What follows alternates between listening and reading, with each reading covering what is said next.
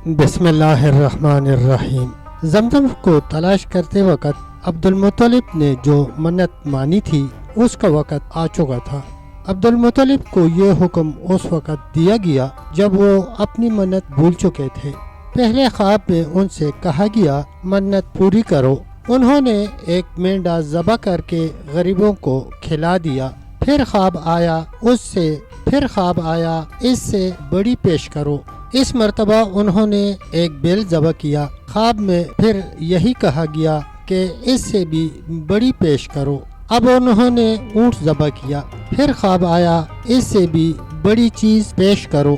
انہوں نے پوچھا اس سے بھی بڑی چیز کیا ہے؟ تب کہا گیا اپنے بیٹوں میں سے کسی کو ذبح کرو جیسا کہ تم نے منت مانی تھی۔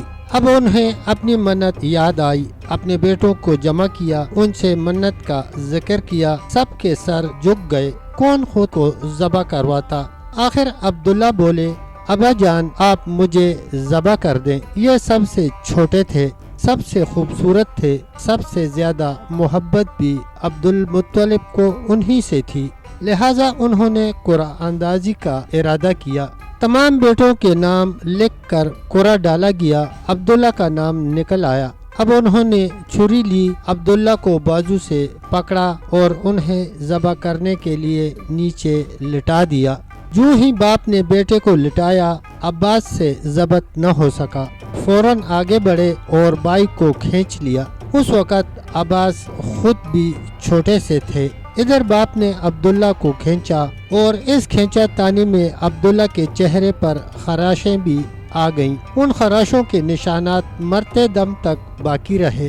اسی دوران بنو مخزوم کے لوگ آ گئے۔ انہوں نے کہا آپ اس طرح بیٹے کو ذبح نہ کریں، اس کی ماں کی زندگی خراب ہو جائے گی۔ اپنے رب کو راضی کرنے کے لیے بیٹے کا فدیہ دے دیں۔ اب سوال یہ تھا کہ فدیہ کیا دیا جائے۔ اس کی ترکیب یہ بتائی گئی کہ کاغذ کے ایک ٹکڑے پر 10 اونٹ لکھے جائیں اور دوسرے پر عبداللہ کا نام لکھا جائے۔ اگر 10 اونٹ والی پرچی نکلے تو 10 اونٹ قربان کر دیے جائیں۔ اگر عبداللہ والی پرچی نکلے تو 10 اونٹ کا اضافہ کر دیا جائے۔ پھر اونٹ والی پرچی اور عبداللہ والی پرچی ڈالی جائے۔ اب اگر 20 اونٹ والی پرچی نکلے تو 20 اونٹ قربان کر دیے جائیں، ورنہ 10 اونٹ اور بڑھا دیے جائیں۔ اس طرح 10 کر کے اونٹ بڑھاتے جائیں۔ عبد المطلب نے ایسا ہی کیا، 10 اونٹ بڑھاتے چلے گئے۔ ہر بار عبداللہ کا نام نکلتا چلا گیا، یہاں تک کہ اونٹوں کی تعداد 100 تک پہنچ گئی۔ تب کہیں جا کر اونٹوں والی پرچی نکلی۔ اس طرح ان کی جان کے بدلے 100 اونٹ قربان کیے گئے۔ عبد المطلب کو اب پورا اطمینان ہو گیا کہ اللہ تعالیٰ نے عبداللہ کے بدلے 100 اونٹوں کی قربانی منظور کر لی ہے۔ انہوں نے کعبے کے پاس 100 اونٹ قربان کیے اور کسی کو کھانے سے نہ روکا۔ سب انسانوں، جانوروں اور پرندوں نے ان کو کھا لیا۔ امام زہری کہتے ہیں کہ عبد المطلب پہلے آدمی ہیں جنہوں نے آدمی کی جان کی قیمت 100 اونٹ دینے کا طریقہ شروع کیا۔ اس سے پہلے 10 اونٹ دیے جاتے تھے۔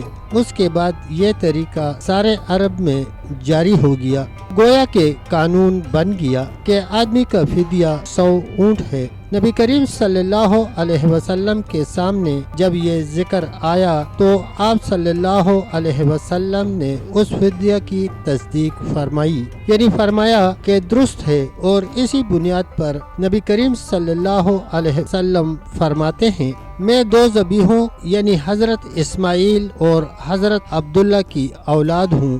حضرت عبداللہ قریش میں سب سے زیادہ حسین تھے۔ ان کا چہرہ روشن ستارہ کی مانند تھا۔ قریش کی بہت سی لڑکیاں ان سے شادی کرنا چاہتی تھی، مگر حضرت عبداللہ کی حضرت آمنہ سے شادی ہوئی۔ حضرت آمنہ وہب بن عبد مناف بن زہرہ کی بیٹی تھی۔ شادی کے وقت حضرت عبداللہ کی عمر 18 سال تھی۔ یہ شادی کے لیے اپنے والد کے ساتھ جا رہے تھے کہ راستہ میں ایک عورت کعبہ کے پاس بیٹھی نظر آئی۔ عورت ورقہ بن نوفل کی بہن تھی۔ ورقہ بن نوفل قریش کے ایک بڑے عالم تھے۔ ورقہ بن نوفل سے ان کی بہن نے سن رکھا تھا کہ وقت کے آخری نبی کا ظہور ہونے والا ہے، اور ان کی نشانیوں میں سے ایک نشانی یہ ہوگی کہ ان کے والد کے چہرے میں نبوت کا نور چمکتا ہوگا۔ جو ہی اس نے عبداللہ کو دیکھا فوراً اس کے ذہن میں یہ بات آ گئی۔ اس نے سوچا ہو نہ ہو یہ وہ شخص ہے جو پیدا ہونے والے نبی کے باپ ہوں گے۔ چنانچہ اس نے کہا اگر تم مجھ سے شادی کر لو تو میں بدلہ میں تمہیں اتنے ہی اونٹ دوں گی جتنے تمہاری جان کے بدلے ذبح کیے گئے تھے۔ اس پر انہوں نے جواب دیا میں اپنے باپ کے ساتھ ہوں، ان کی مرضی کے خلاف کچھ نہیں کر سکتا، نہ ان سے الگ ہو سکتا ہوں، اور میرے والد باعزت آدمی ہیں، اپنی قوم کے سردار ہیں۔ بہرحال ان کی شادی حضرت آمنہ سے ہو گئی۔ آپ قریش کی عورتوں میں نسب اور مقام کے اعتبار سے افضل تھی۔ حضرت آمنہ حضرت عبداللہ کے گھر آ گئیں۔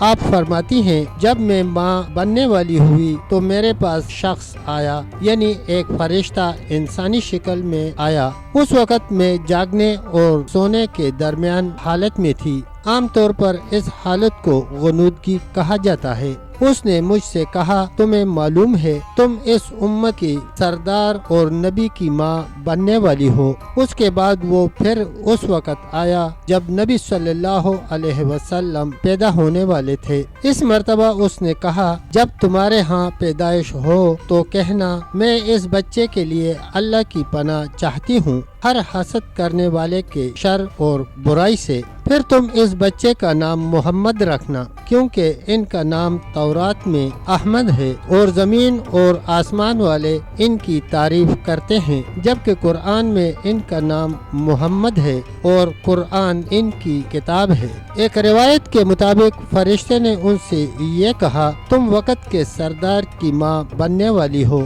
اس بچے کی نشانی یہ ہوگی کہ اس کے ساتھ ایک نور ظاہر ہوگا جس سے ملک کے شام اور بصرہ کے محلات بھر جائیں گے۔ جب وہ بچہ پیدا ہو جائے گا تو اس کا نام محمد رکھنا کیونکہ تورات میں ان کا نام احمد ہے۔ آسمان اور زمین والے ان کی تعریف کرتے ہیں اور انجیل میں ان کا نام احمد ہے کہ آسمان اور زمین والے ان کی تعریف کرتے ہیں، اور قرآن میں ان کا نام محمد ہے۔ حضرت عبداللہ کے چہرے میں جو نور چمکتا تھا شادی کے بعد وہ حضرت آمنہ کے چہرے میں آ گیا تھا۔ امام زہری فرماتے ہیں حاکم نے یہ روایت بیان کی ہے اور اس کو صحیح قرار دیا ہے۔ تب تک پیارے دوستو اتنا ہی، ملتے ہیں ویڈیو کے اگلے حصے کے ساتھ، تب تک کے لیے اللہ حافظ، اللہ نگہبان۔